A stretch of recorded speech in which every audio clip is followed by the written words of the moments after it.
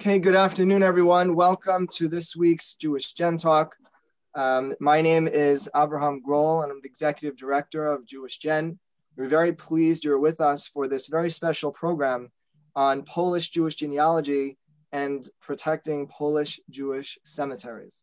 We are joined by Gideon Taylor, who is the chair of the World Jewish Restitution Organization, Robin Magid, who is the Associate Director of JRI-Poland, Dan Oren, who's the president of Friends of Jewish Heritage in Poland, Piotr Puchta, director of the Foundation of Preservation of Jewish Heritage in Poland, and Dan Oren will be our moderator for today. Just a note, this webinar will be recorded. The recording will be available on Jewish Gen's YouTube channel within a couple of days. And when it's live, we will post an announcement on the Jewish Gen discussion group. If you're not on the discussion group, please visit our homepage, JewishGen.org, and click on Connect. Without further ado, I will pass it over to Dan Oren. Thank you, Avrami. I appreciate all the work that you've done to set this program for today up with us. And I want to give my special thanks to each of our really distinguished and wonderful speakers for being willing to be part of a program that truly, in my opinion, brings us together in work that we all share and pursue admittedly in slightly different ways, but towards significantly common goals. And the five of us, as Avrami said, are myself, Piotr Puchta, Gideon Taylor, Robin Magid, and Avraham Grohl. And in my introduction, I hope to share with you a few of the things that bring the fields of protecting Polish Jewish cemeteries and Polish Jewish genealogy together in an inextricable way. First of all, I want to say something about who we are. We are representing two different and allied organizations that are working specifically to protect the physical sites of Jewish heritage in Poland, and two different organizations, also nonprofits, that are working to expand our understanding through Jewish genealogy of our Jewish history. What I want to emphasize, though, also is who we aren't. And by this, I want to recognize that besides our different organizations, there are dozens and dozens and dozens of other organizations out there doing equally important work that we are immensely grateful for and eager to partner with. Because we have only about an hour for today, there isn't the time and the space to include all of the other organizations today, but we have no illusions that we're alone, and we are truly dependent on each other. And I know some of you who represent others of those organizations are on this webinar right now, and I thank you for all the work that you do and for joining with us this afternoon, or this evening, wherever you are, or this morning. As Avrami said, a recording of this session will be made available via the Jewish Gen Facebook page. It'll also be accessible to that page through jewishheritagepoland.org/webinar. We invite questions and answers. The best way to do that is on the Zoom system. There is a Q&A menu, and if you click on the Q&A menu, it will open up a window for Q&A, and I would invite you to post your questions there. Unfortunately, with hundreds of you on this call at one time, I have to be honest and say up front, we'll only have time to take a very few questions during this session. So please feel free to email our presenters afterwards if you have additional questions. We really want to engage in a dialogue and partnership with all of you. So please stay with us. I also want to invite you to donate to support all of our work at jewishheritagepoland.org/webinar. Any funds, this is a free session, but the work we're doing does take financial resources. And if you haven't contributed already, any of you who may wish to support the work, anything you support at this particular website, and I'll put this up again later in the session, anything that you donate will be shared between our different organizations today. So I thank you. I'd like to begin now with a case study at the intersection of genealogy and cemetery preservation. In the town of Tarnów in Poland 5 years ago, my family and I took a trip along with some friends, to the Tarnow Cemetery, where we knew my wife had some ancestors, at least from that town. While there, a miracle took place, and we found, amidst a lot of devastation at that time in that cemetery, a tombstone of a man named Joseph Taubenschlag, who later that evening, with the help of the JRI-Poland, the JewishGen databases, we were able to find was a great uncle of my wife's. But what I want to emphasize is that in our excitement, and this photo shows my two daughters in pleasure and surprise next to that tombstone on the ground, we had overlooked, we were so excited about finding this tombstone, we had overlooked another tombstone covered with moss, unreadable, right next to it. And there's that tombstone. Together with family, after we saw this destroyed tombstone, we got together and worked with the local Polish committee, the Tarnow Committee for the Preservation of Jewish Heritage, and had this tombstone, which had once been destroyed in 3 pieces, restored. But we still were too focused on restoration to notice that moss-covered tombstone next to it. But 2 years ago, with the help of the JRI-Poland Foundation for Documentation of Jewish Cemeteries in Poland database, I was just putting in the Taubenschlag name, and we knew that there was an ancestor, Raphael Taubenschlag. We hadn't found his tombstone, and lo and behold, that database showed that his tombstone, in fact, existed in that same cemetery where we were, and it was exactly next to the tombstone that we had previously restored. He had died in 1860. So this was that tombstone that we had ignored, and the Foundation for Documentation of Jewish Cemeteries, in fact, had this photo of the tombstone on their database, and then we were able to work with the local committee for preservation of Jewish heritage to have that tombstone cleaned and restored. And this is what it looks like today. So genealogy and restoration, preservation of Jewish heritage come alive. We know there are many reasons for the devastation of the Jewish cemeteries of Poland. I think of them as the 3 Ds. Certainly the most significant factor was the destruction by Germany during the years of the Shoah. We know, unfortunately, there was in some individual cases, some despoilment by locals who took some tombstones for use for other building purposes.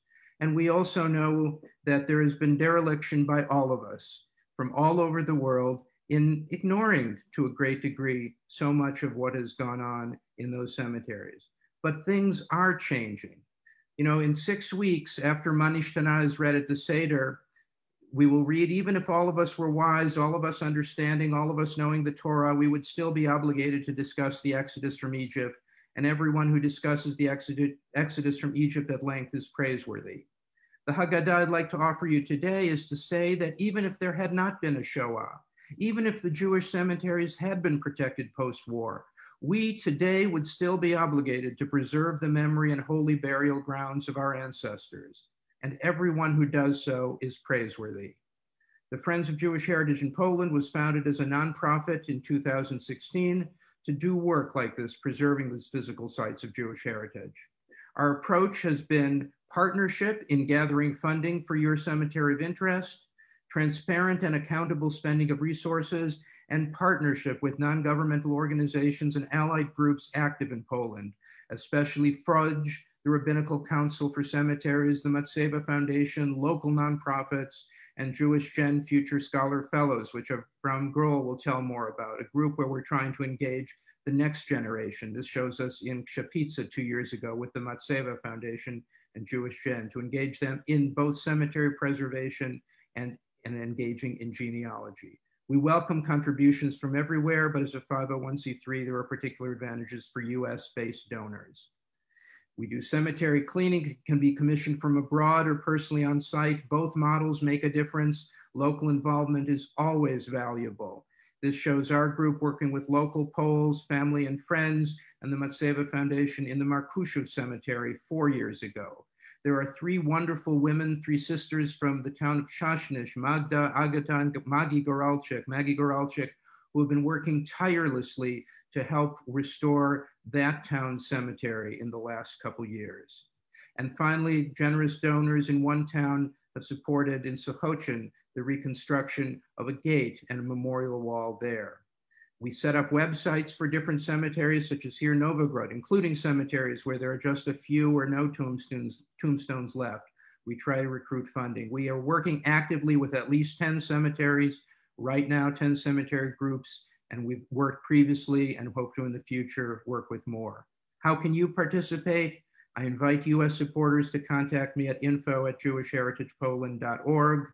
The rest of the world, Piotr Pukta will share his email address. He's the CEO of FOJ, and I would invite you to contact him as well. It is now my pleasure and my privilege to introduce the next speaker. The next speaker is Gideon Taylor. Gideon Taylor is the chair of operations of the World Jewish Restitution Organization, the WJRO, and co-chair of the Foundation for Jewish Heritage in Poland, FOJ. Gideon, please go ahead. Thank you. So let me just share the screen here, and hopefully you can all see that. Let me just, I think we got, great. Can everyone see that okay? Yes. Yes, great. So thank you, Dan, and for your words and for your amazing work. Thank you to JewishGen and Avraham for hosting this wonderful gathering and for all that you do to help so many people learn about their past. Thank you to Robin and Stanley of JRI-Poland, who've done so much to bring knowledge and information to so many of us who care about and are interested in the community and the history of the Jews of Poland.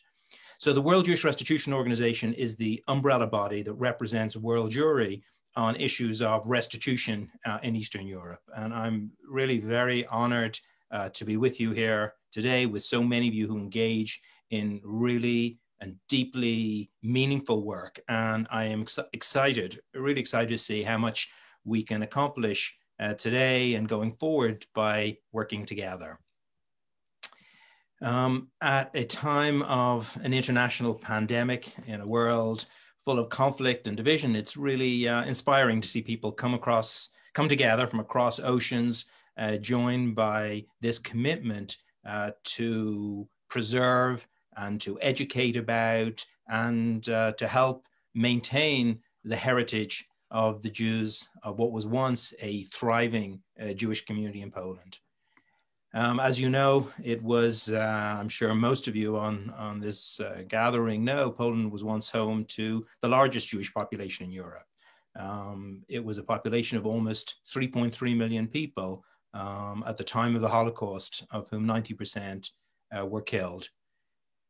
New technology, together with the work of so many of you here today, have enabled us to learn in a very real way about our families and their history, both in Poland and in other countries, to learn and to know about where we came from. So during the Holocaust and the intervening years, as Dan talked about, Jewish cemeteries in Poland were, as we know, destroyed, abandoned, neglected.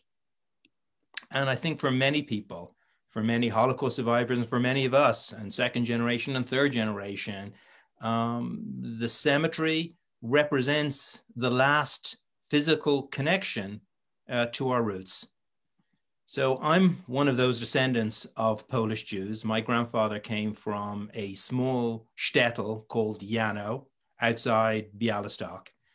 And I have a faded photograph you can see here that shows him on a return visit that he made to Jano in 1938. He's standing in the Jewish cemetery in Jano together with his mother and his sister next to the Matseva, the gravestone of his father. That's taken in 1938 when he made that return visit. Postcards from his family in Jano continued through 1941, when, like so many others, the voices of those in Poland and in Europe were silenced, never to be heard again. And this was the last postcard we received, that he received from his family. A few years ago, I traveled to Jano with some of my family. So we went to visit the cemetery, located a little way out of the town on the road towards Grodno. And we met with a historian who showed us where the different streets where the Jews had lived and we went and visited the Jewish cemetery. So there I was in the place where the Metseva of my great-grandfather once stood. Not still there, the Metseva not still there, but in that same place, holding that same photo of my grandfather, standing together with my father, my sister, and my daughter, 5 generations together, united at one place and at one point in time. And we said Kaddish, memorial prayer. Through the Friends of Jewish Heritage in Poland and through FODS, our family put up a marker in the cemetery. Unlike many cemeteries, a cleanup was funded by a local Christian resident of the town, working together with the municipality. The blue sign here that he erected reads, quote, "This is the place of eternal rest of our beloved ones, brothers and sisters, inhabitants of Yano of the Jewish faith. Passerby, come in and ponder this place." And then I was in touch with him and I asked him, why did you do this? Because, he told me, there are no Jews here anymore to look after this holy place. I'm very proud to be part of the work of the Foundation for the Preservation of Jewish Heritage in Poland, FODS, which is a partnership between WJRO and the Union of Jewish Communities in Poland. Together, our mission is to reclaim properties which belong to the Jewish communities prior to the Holocaust and to use the revenue from returned properties for, among other purposes, to protect and commemorate the surviving monuments of Jewish cultural heritage. Unfortunately, the already slow restitution process has slowed down significantly, and income from restitution is not nearly sufficient to address the ongoing needs of preserving these cemeteries. And most cemeteries in Poland are not blessed with someone like the gentleman in Yano. So FODS and the Jewish world is incredibly fortunate to have a wonderful executive director, Piotr Puchte, who you'll hear from shortly. And we're also extremely fortunate that the Friends of Jewish Heritage in Poland, the partner of FODS, led by Dan, provides a wonderful, effective route for people to easily support the preservation of memory in the places from where their families came.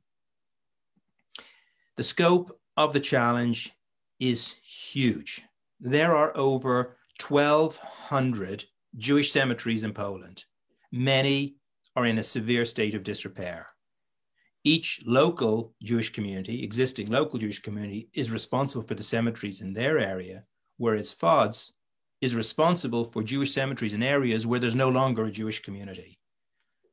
Over the years, FODS has become the legal owner of 150 cemeteries, and there are over 700 other cemeteries in the FODS areas. So basically, 70% of the cemeteries in Poland come under the general jurisdiction of FODS.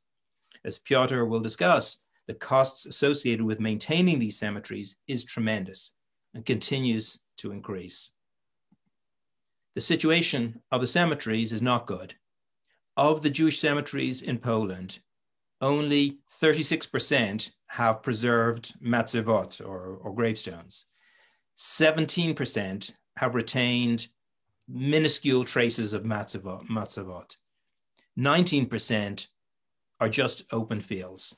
And worst of all, 28% have been permanently transformed into something else entirely. For example, in Kazimierz, a school playground was built on the site of a Jewish cemetery where very important rabbonim had been laid to rest. Other cemeteries have been transformed into bus stations, gas stations, apartments, and I visited some of those places, as I'm sure many of you watching today have as well. And it's a tragic and moving sight to see. It is a lesson to us and a message of how important it is for us to think and to deal and to address this issue. Fencing of cemeteries serves 2 primary purposes. Firstly, a religious purpose to demarcate holy ground, and secondly, a physical purpose to discourage vandalism and other trespassers.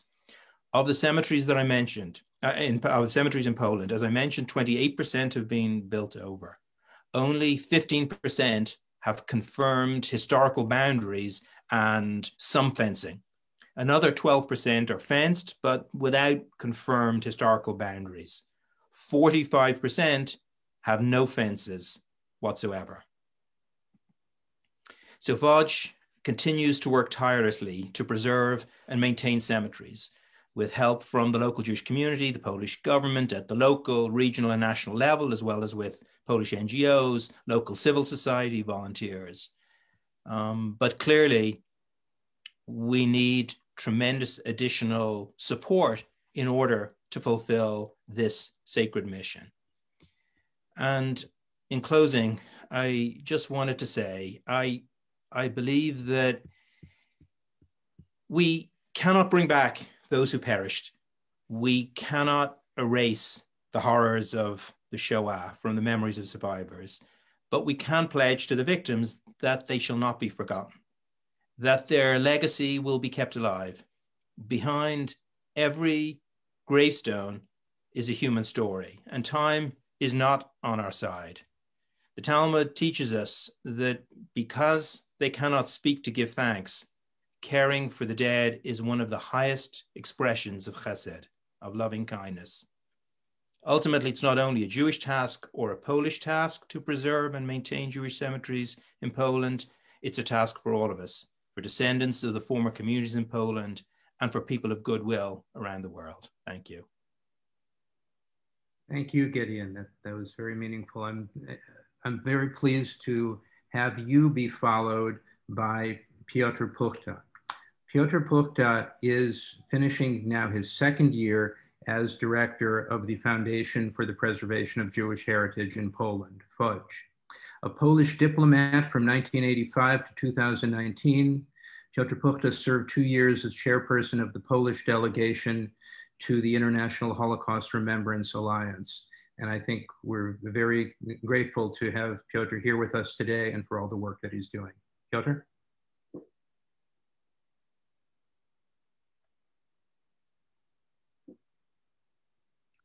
Thank you, Dan, for your kind introduction.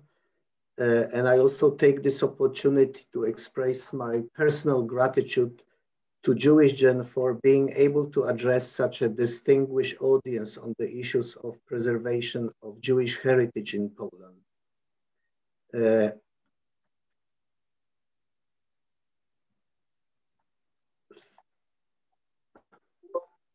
From my perspective, what is important to point out is that the foundation that I'm with, Foundation for Restitution of Jewish Heritage in Poland, was created based on an act of the relationship between a state, the Polish state, and the Union of Jewish Religious Communities that was adopted in 1997 by the Polish Parliament.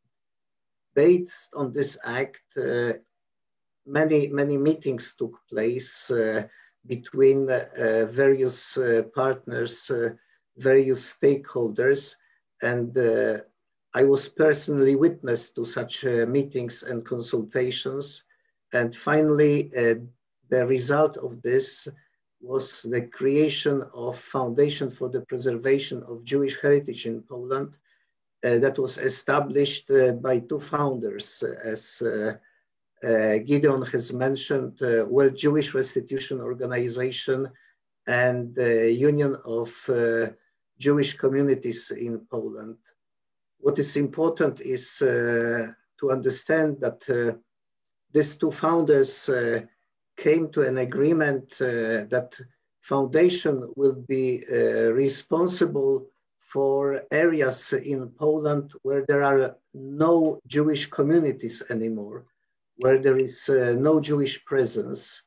And those areas are outside of major cities, far away not only from Warsaw, but from other areas where, as of today, there is a Jewish community.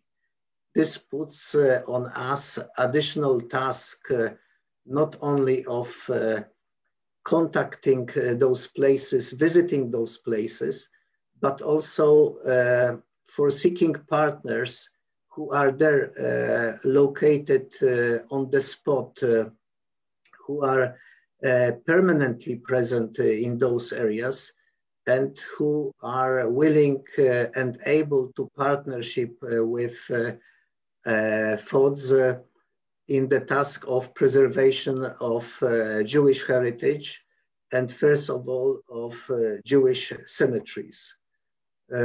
What is important also to understand that FODS has many tasks to fulfill in its mandate. First of all, preservation of properties of religious and historical significance, of course, including cemeteries. And as of today, as already was mentioned here, we are owner of 150 cemeteries, of course, more to come. But also we are involved in reclamation of properties owned before World War II by former Jewish religious communities. Trying to fulfilling this task, as of today, FODS is contacting and partnering with many stakeholders. First of all, with central Polish administration, also with many local authorities. And I take this opportunity to emphasize that with time passing by, we experience more and more openness and willingness on behalf of the local authorities to partnership with FODS. Of course, among our partners are also Polish non-governmental organizations and very important local Polish activists. We have also as partners international non-governmental organizations, and very important from my perspective, this is something of crucial importance, is communities of descendants of former Jewish communities who are right now living abroad. Due to lack of adequate resources that FODS has at its disposal, the task of preservation of cemeteries will not be possible without the support of descendants communities, without your strong partnership with us.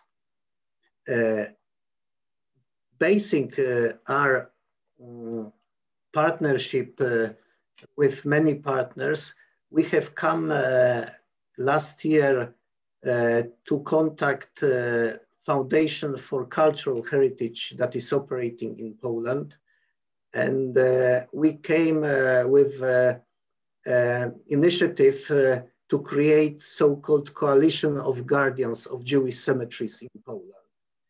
The purpose of this was to assist all the individual partners, all the individual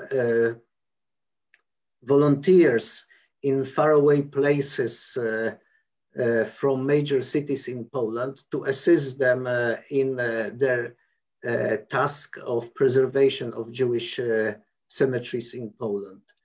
And this is something that we are witnessing now. This initiative is gaining momentum, and recently we have also witnessed interest stemming from the local authorities.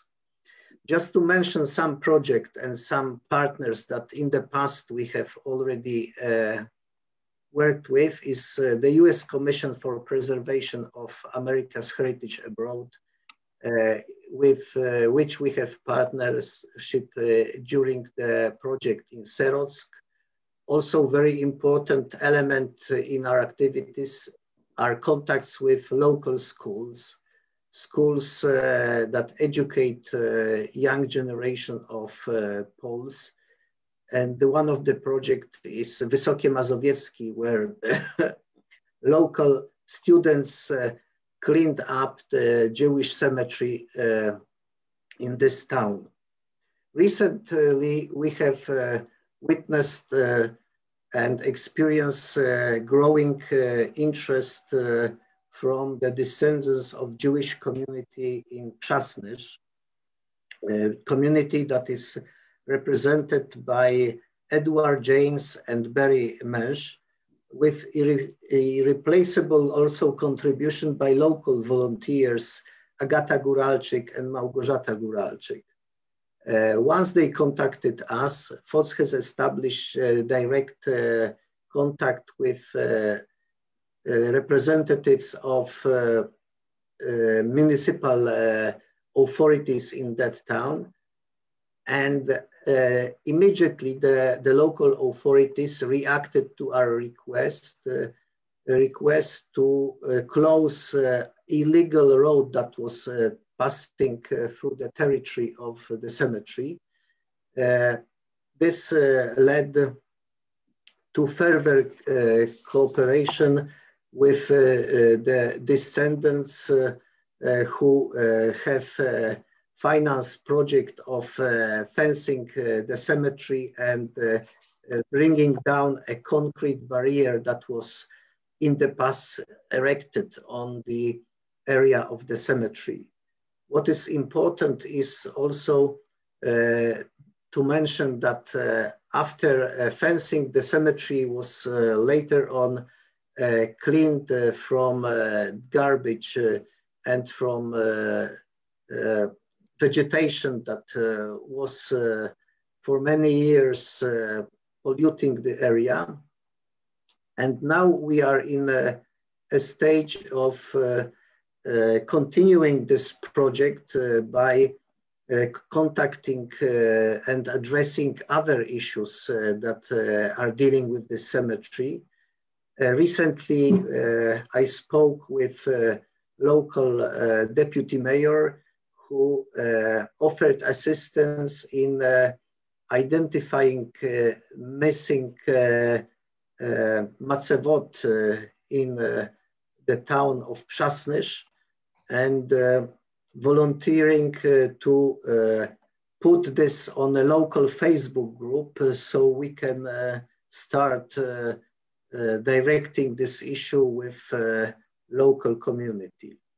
Other project that we recently implemented was cleaning of the area of Ivaniska Jewish Cemetery. And here we have received support from descendant community represented by Gary Lipton and Norton Teichman. This is something that is very important since the ownership of 150 cemeteries puts tremendous task on FODs. Just to mention to you that in order to clean an area of 1.4 acres, this is an area about 25% larger than US football field, we need to spend today a sum of $5,900 US for first cleaning of such area, and then for regular cleaning twice a year, the cost is approximately $2,900 US. Altogether, first time cleaning and continuous cleaning for 1 year of such an area amounts to $8,800 US. In case we have already cleaned the area for the first time, this amount would be enough for a continuous cleaning for 3 years. Important is first of all to mention that the involvement on the descendant community is absolutely crucial for the continuation of activities of FODs, and something that we will always welcome it's your personal commitment in both individual and collective dedication. Thank you. In case you will be willing to contact us, please note my personal email in thoughts. Thank you for being able to present this to you. Thank you, Piotr. This is so important. And I think for so many of us who are interested in cemetery preservation in Poland, it began through the route of genealogy, of trying to research our past. And the genealogy databases and the people who gather them are critical. So I'm very grateful to present as our next speaker, Robin Magid from JRI-Poland. Robin is Assistant Director of JRI-Poland and a recent recipient of the International Association of Jewish Genealogy Society's Lifetime Achievement Award. She recently became the project manager for JRI-Poland's Next Gen project to redesign their website, search engine, and database. She's known to many of us as chair of the 2018 International Genealogy Conference in Warsaw, Poland, and the 2020 International Jewish Genealogy Conference held via the internet. Robin, please go ahead. Thank you, Dan. All right, looks like, okay. Of course, I'd like to begin by showing you my favorite view of Poland, which is my grandma's city of Lublin from a hilltop. And please note that my name is part of my email address. And so if you wish to reach me, I'm Robin with 2 N's. And Magid or Magid, me@gmail.com. And I'll display this at the end too if we get all the way through our slides. I wanted to show you this matseva to the right because it happens to have been a fortuitous find that I could not have found without the help of the Foundation for the Documentation of Jewish Cemeteries in Poland and a search on JRI-Poland. And it is now being restored because of the help of Dan Oren specifically, but because of Friends of Jewish Heritage in Poland. And it is the almost 200-year-old matseva of my 5th great-grandfather in Lublin, Poland. One of the reasons it's important to restore this matseva is that now that it's been uncovered, it is wearing rapidly. I've been to the cemetery 7 times and photographed everything, but somebody came in and cleaned up the cemetery in a better way, which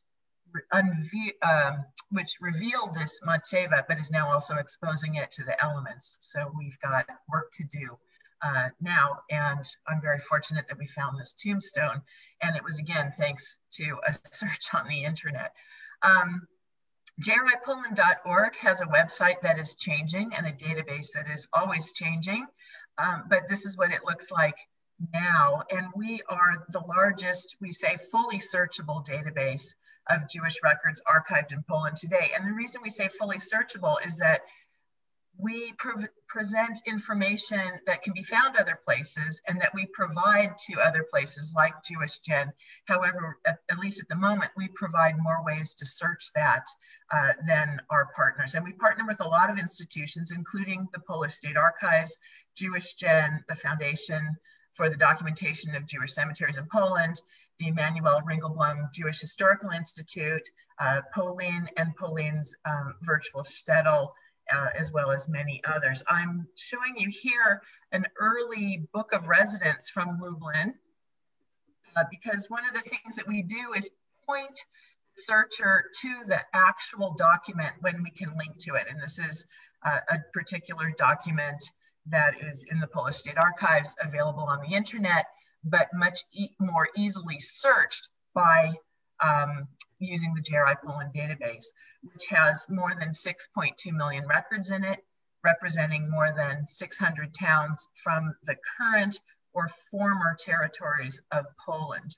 So that includes some of the questions I've been reading in the chat about, do you have information from this place or that place? JewishGen, of course, does, and JRI-Poland, as a country-based special interest group in the Jewish genealogy world, has much of this information because your former town of ancestry was at some point located within Poland. So what we provide in terms of cemeteries is really burial information. We do provide some Matsevot information from the field, from our partners, also from some of our own town projects where we have volunteers who have done things. We also collect documentation such as cemetery inventory registers. Cemeteries periodically walked through the cemetery and created inventory registers. Some of those exist.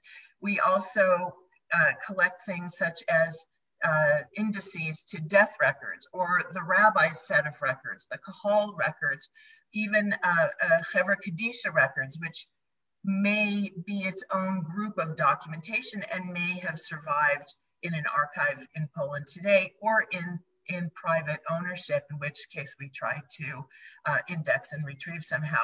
When things are missing, we try to supplement by looking for published death notices, which often help our researchers who freely use our website find the right town to look in to see where their ancestor was buried or their relative.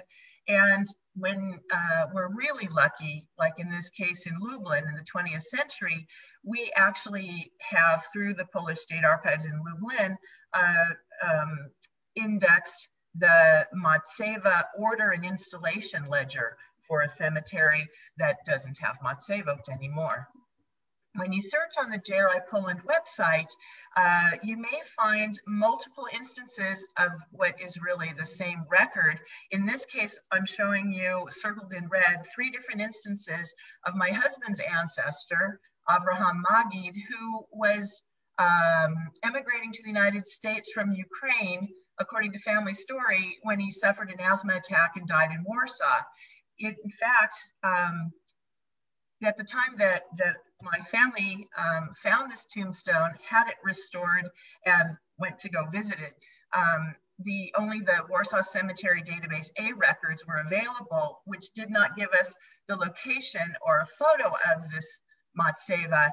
But today, as you can see in the top example, due to additional partnerships, we now can click to the link on the right side of this entry and get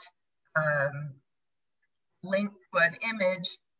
You're actually leaving the JRI-Poland database, by opening another window and going to the Foundation for Documentation of Jewish Cemeteries in Poland's website, where I could have glanced at a moment's notice, had I been able to do so then, and seen that this in fact was the correct tombstone of my husband's great-grandfather, because they're showing us right here that he was from Ukraine, which is written on the Matseva, by the way. It says Meir Chun, Ukraina. He was from the town of Chun in Ukraine, so we know it's the right person. So JRI-Poland has its own projects. There have been more than what I'm showing you here, mostly in large cities. What I'm learning, even just in researching this for this little presentation, is that a lot of us have information on our own computers that need to get into the public realm. But JRI-Poland has some of its own projects, and then has important partnerships now with organizations, including Poland's Virtual Shtetl project, which so far has added 15,000 entries to our database from 214 towns. We recently received a very large shipment of data from them, which is being worked on by volunteers to try to assign potential surnames to that, to each record that we can from our large database before that gets put online, so that we can add the value of trying to help the researcher figure out if a record happens to be related to them. Because in most cases in Europe, surnames were not added to Matsevot, and so it's not so easy to find your relative, particularly before the 20th century. Once you find a particular record in a database such as the Virtual Shtetl database, leaving the JRI-Poland website, You can telescope out and learn more about their projects. This one's called Memory in Stone. And you can even visit a cemetery virtually and get a composite picture of what they have. This happens to be from the Lublin Old Cemetery, where my fifth great grandfather's Matseva turned up, and so that you can kind of explore the wider scope of that cemetery. JRI-Poland has, as I mentioned, a lot of projects that are not yet in the database. This project is again from my beloved city of Lublin, and is from a Chevra Kadisha burial register that we retrieved with the help of the Polish State Archives, and have provided both to them and to Yad Vashem, but is not yet on the JRI-Poland website. The line that I'm showing you that's underlined happens to be the 1942 entry of the death record into the Chevra Kadisha burial list of the woman that I'm named for. I'm Rikla Rochel also.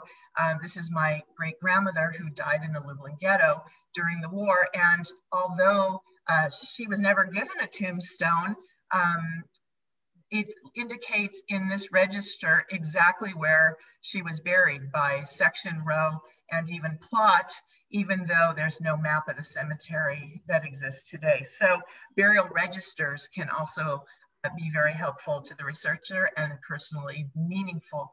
This is a search I'm showing you on the JRI-Poland database. My advice is to search not just us, but on JewishGen and on these databases individually, where you do get search results, because we're not always consistent in how we search, how we represent a search result, or even the information that we provide in that result. Here I'm searching on a complex first name. It's two first names, Baruch Yehuda. I have no surname, but I know Baruch Yehuda is buried in Biala Podlaska, a town in the Lublin region. And what's different about our database is we can restrict the search to burials. We can even allow you to suggest a range of when that burial might have occurred. And what I get by searching that is two results.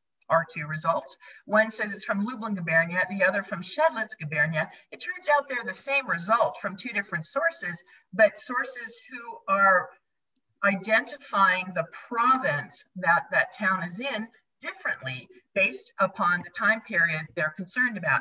Here they are quickly. One has no photo, gives a different name to the father and a different date of death, and it's too complicated for me to explain now. But what I could do is take that information. In this case, I've gone to my spreadsheet, which has more up-to-date information at the moment than the JRI-Poland database, and I can postulate who that person might be, come up with a surname, and with further corroborating evidence, we might be able to help the Eppelbaum family discover the Matseva of their ancestor. What I did then was I went to the JewishGen database, and let me wrap this up, and found in the family finder people who were searching for people with that name from Biala Podlaska. So within understanding names, understanding what's out there, it's possible to make possible connections that each of us individually don't know, help the researcher further. And that's why I'm really thankful to everybody for allowing me to be here. Thank you. Thank you, Robin. And despite the thought that many of us had when we began this work, that everything was destroyed, while certainly some things have been destroyed, many of the records have been destroyed, including this weekend in Krakow. The fact is, due to groups like JRI-Poland and JewishGen, records are being preserved. Our four speakers so far have had the privilege of concentrating most on Poland. Our next speaker has the whole world under his responsibility, and the challenge of cutting it down to just a few minutes. But I'm very grateful to Avram Grohl for organizing today's session and serving as executive director of JewishGen.org. He partners together with the global network of volunteers overseeing the premier online resource for Jewish genealogy. I think most of us who do Jewish genealogy from anywhere in the world tend to begin with JewishGen.org and then find ourselves continually returning to it over and over. So Avram, I'd be grateful if you could share us what you have now. Thank you, Dan, so much. And I know we're running a little bit late, so I'll be mindful of the time. First, I just want to say how pleased we've been to present this webinar and to highlight our collective work. As has been mentioned, it's meaningful work, and it's something that we are all very proud to be involved with. There are a few parts of JewishGen that I want to focus on. Dan, can you see my screen okay? Yes, excellent. Okay, so there are a few parts of JewishGen that I'd like to focus on, and we'll do this briefly.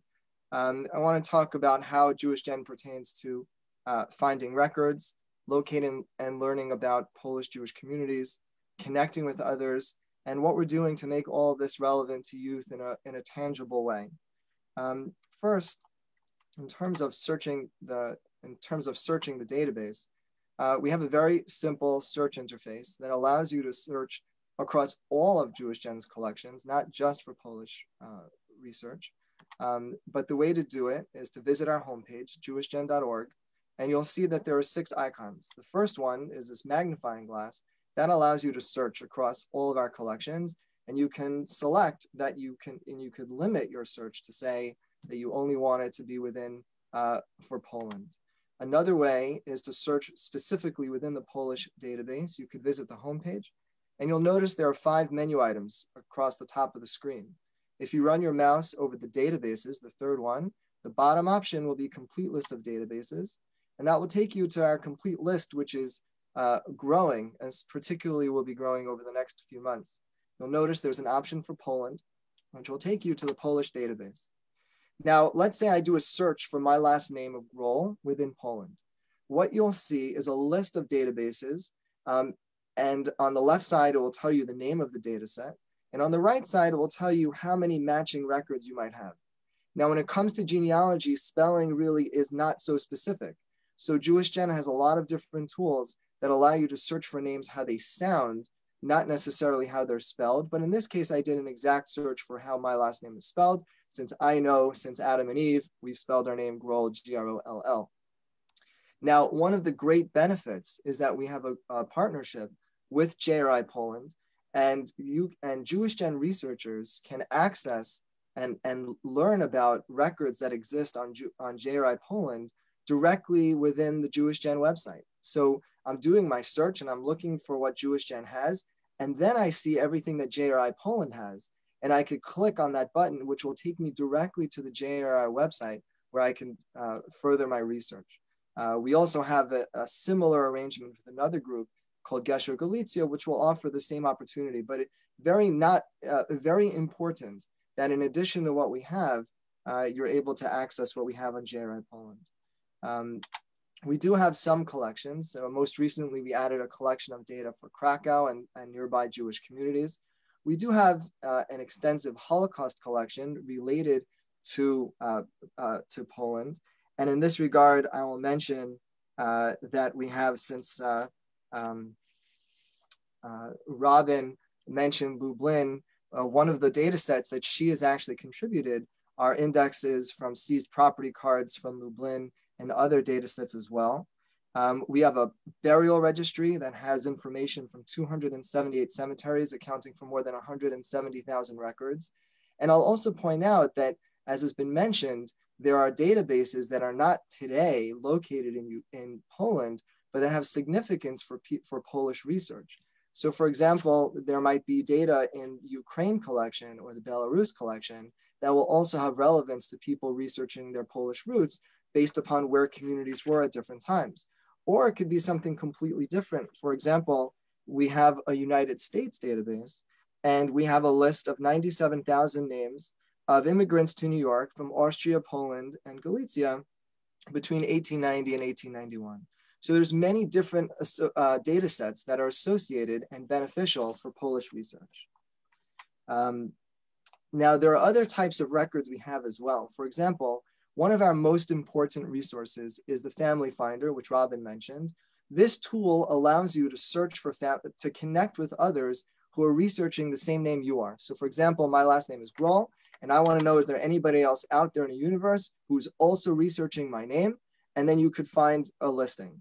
I'm not going to go through the result, but I encourage all of you to go on to JewishGen.org and utilize and look at how these features work. There's a lot of power and a lot of great benefit that you could find. One of the great things that I'll highlight is, in addition to finding people who are searching the same last name you are, you can also search for people who are interested in the same town that you are. So for example, I did a search of people who are interested in Bialystok. And I found someone, Gary Mokotov, who's very well known in the Jewish genealogy community. And he's searching for 3 different names, all associated with Bialystok. Even if my name doesn't match who he's looking for, I could reach out to him through JewishGen, through a secure connection, and say, do you have any knowledge of the town? Could you have any research advice for me? Did you ever go there? Can you give me guidance in terms of how to go about my research? It's an incredible, incredible resource that I encourage everyone, if you're only going to take a few minutes, to please learn about the Family Finder, to register your information on the Family Finder. Now, that's for records. Let's talk a little bit about communities, because we're helping people understand where they come from. And one of our another very important resource is what we call the Jewish Communities Database, which is in essence an encyclopedia of Jewish communities. It allows you to discover the contemporary name of a town where your family might have come from, and a great benefit. For example, here's an entry for the town of Lublin, Poland, where Robin came from. I use that example because of you. And what you'll find on this page is as follows. Starting from the top, and it's probably hard to see, and we're going a little bit quickly, you'll find the contemporary name of the town. A little bit below it on the left, you'll find alternate names.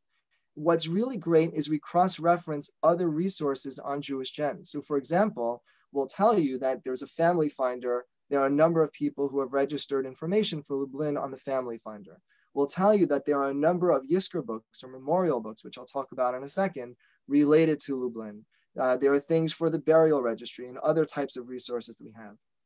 In the middle of the screen by the arrow is a grid. This will tell you the name of the town, the district, and the province at different time periods. For Lublin, it's pretty straightforward. But let's say I was looking for the town of Balachov, which is today in Ukraine, but between the wars, it was in Poland.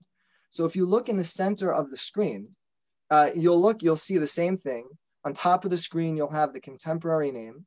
You'll have the alternative names of the town. So you'll see what it was in Ukrainian and Yiddish. You'll understand the way that the town might be pronounced by different people. You'll find the cross-referenced resources on JewishGen. And in the middle of the screen, you'll see the name of the town and where it was and which country it was during different time periods. And you'll see that Balachov was in Poland between the wars, which will give you information about how to research your roots and why you might see it referred to as Poland or the Austrian-Hungarian Empire or Ukraine today. It will give you that level of knowledge. There is more information that you'll find, Jewish population numbers. On the bottom, you could see a list of nearby Jewish communities. That allows you to work backwards. Let's say you're not sure exactly where your family is from, but you knew it was in proximity to a particular place, so you can focus your research in that way. I want to mention another resource. These are translations of Yizkor books. Yizkor means memory, and Yizkor books or memorial books were written by Holocaust survivors in the decades after the Shoah, after the Holocaust, to memorialize Jewish life and to perpetuate the legacy and memory of how Jews lived for, in many cases, hundreds of years in communities that were now destroyed. And these books can span 600, 700, 800 pages. They were predominantly written in Hebrew or Yiddish.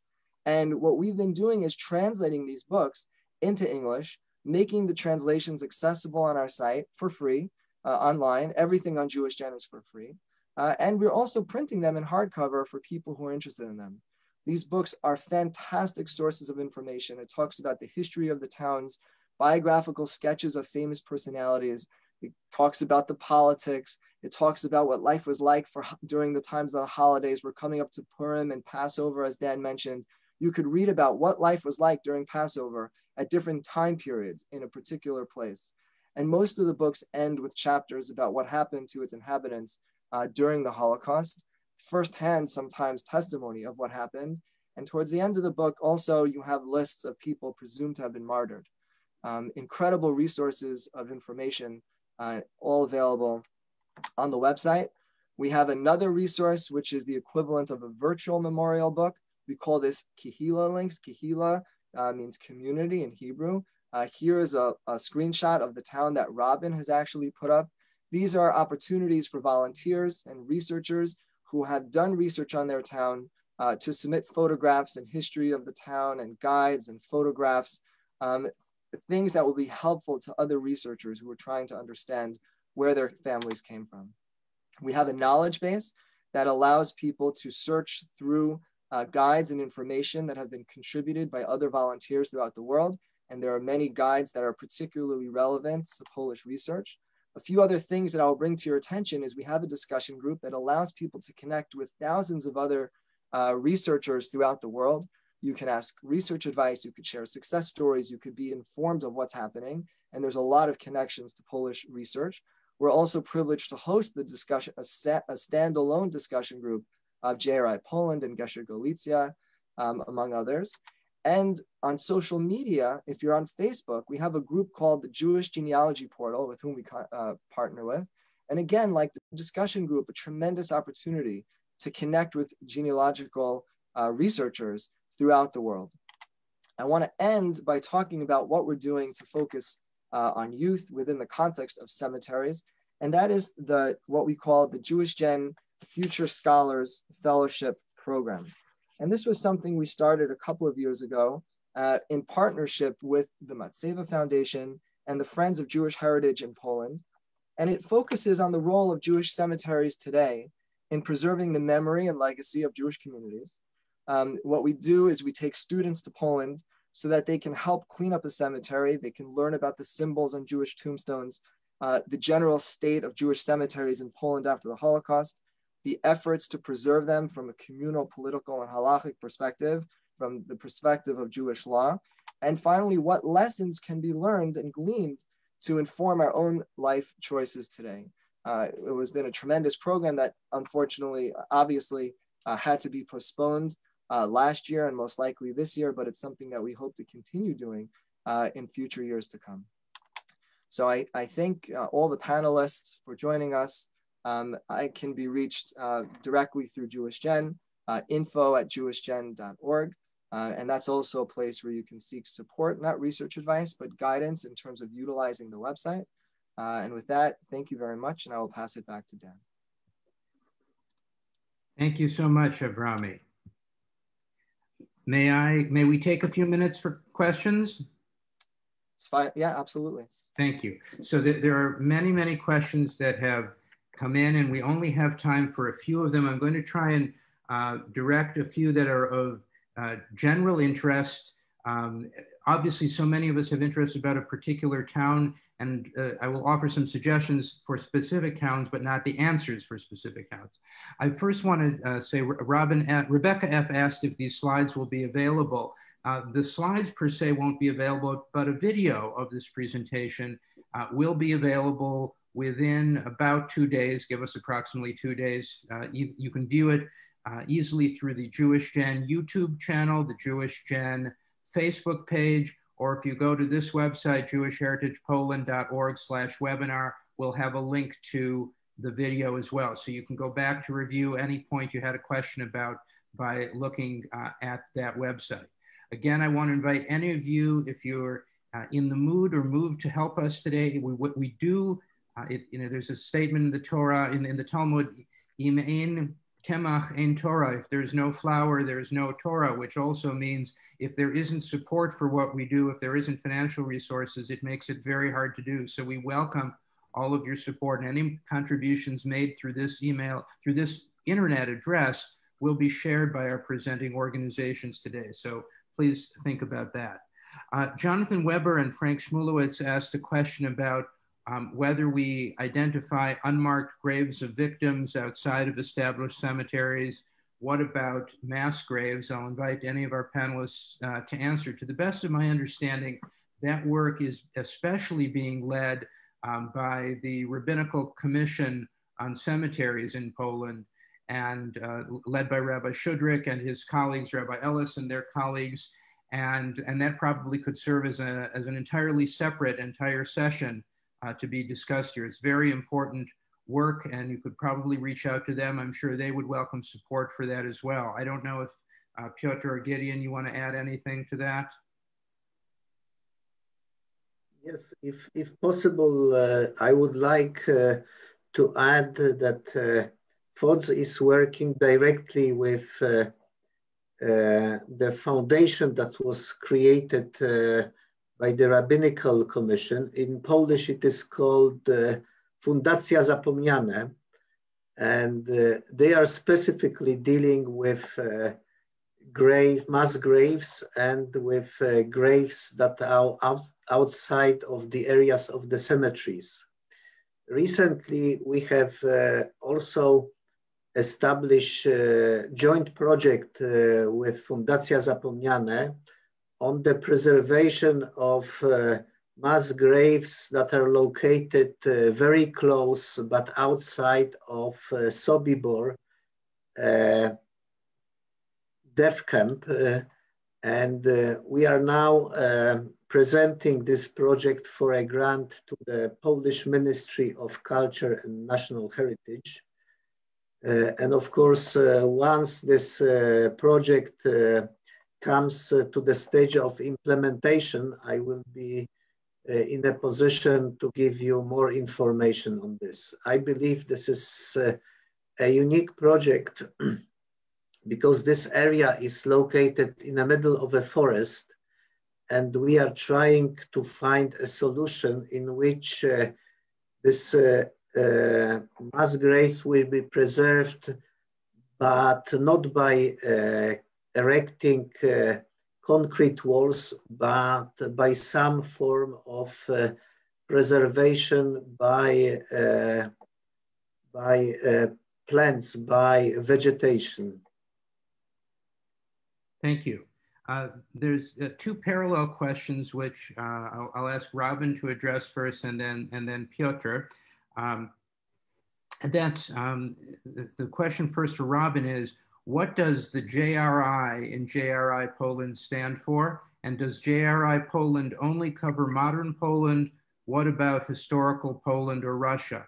And then the follow-up for you, Piotr, was, does your organization, does FODS cover cemeteries in former Galicia that are now the Ukraine? Robin, do you want to go first? Sure, thanks. So I'm laughing because JRI-Poland is our second name. It's awkward, and our first name was much worse. But the I in JRI-Poland stands for indexing, and we've sort of moved on. And so now my joke is that we should be JRE-Poland because we do extracts of the data, the documentation that we find, not just indices.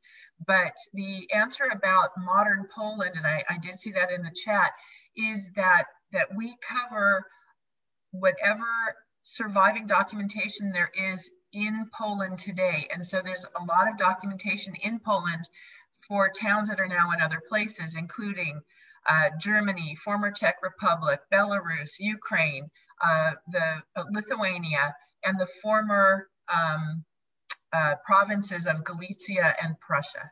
So that's the short answer. Thanks for asking. Thank you. Piotr? Yes, thank you for asking this question, because I believe it is something that is very important to understand. First of all, FODS is established based on Polish law. So our mandate is in the territory of present-day Poland.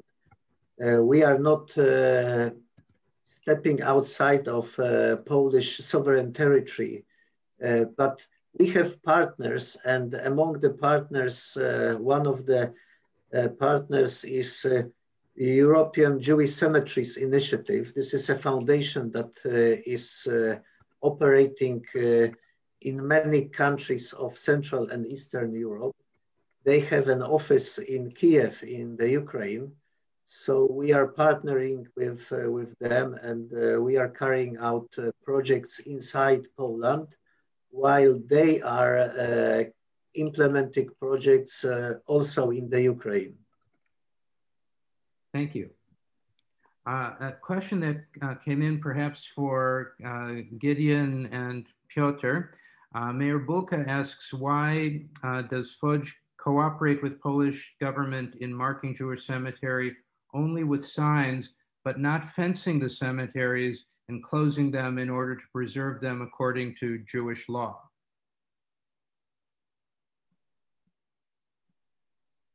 Gideon or Piotr?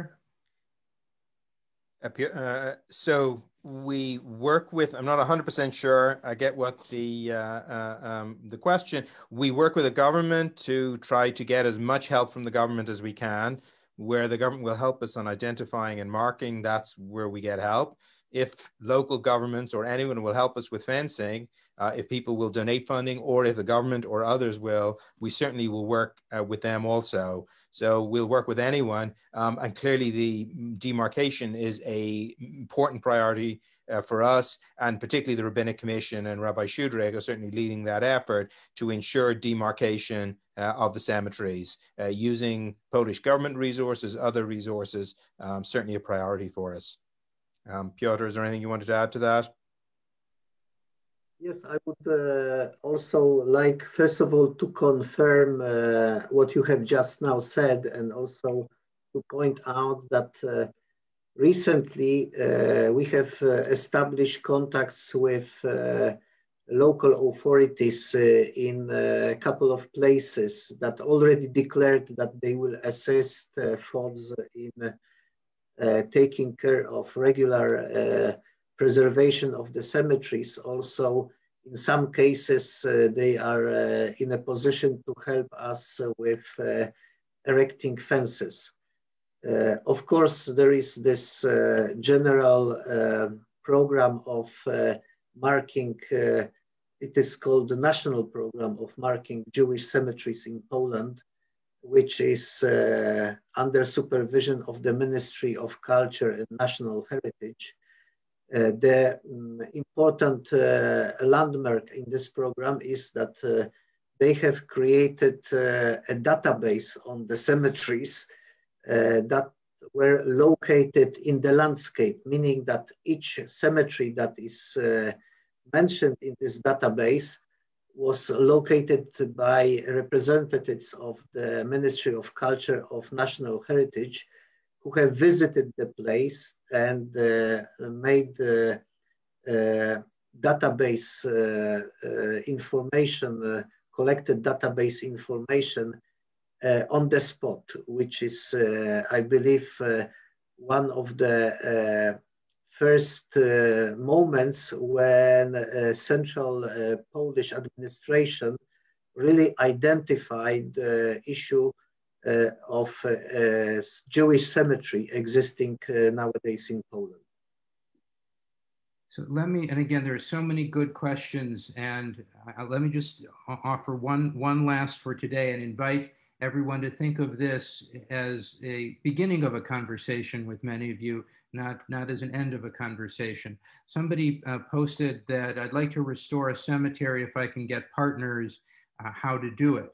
There are different ways to restore a cemetery. Some are to go there, to work with other people, to work with locals, to work with an American group. Others approaches are to give money if you're able to do that. Some people, either from their own family or with some friends and family, they can raise the amount of money needed to put up a fence for a cemetery or put up a memorial sign at the cemetery or clean the cemetery.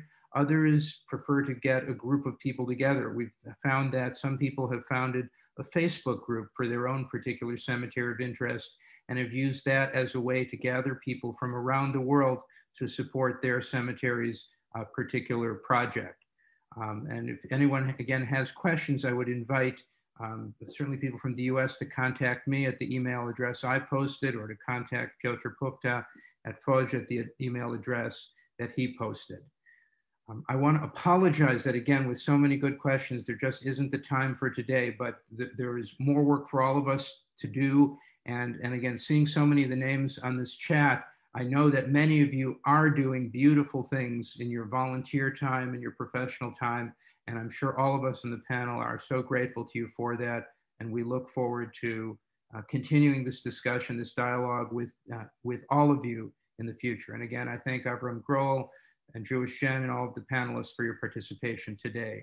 And I wish everyone a happy Purim in a couple of weeks, and then a Chag Sameach, a happy Pesach next month. Thank you.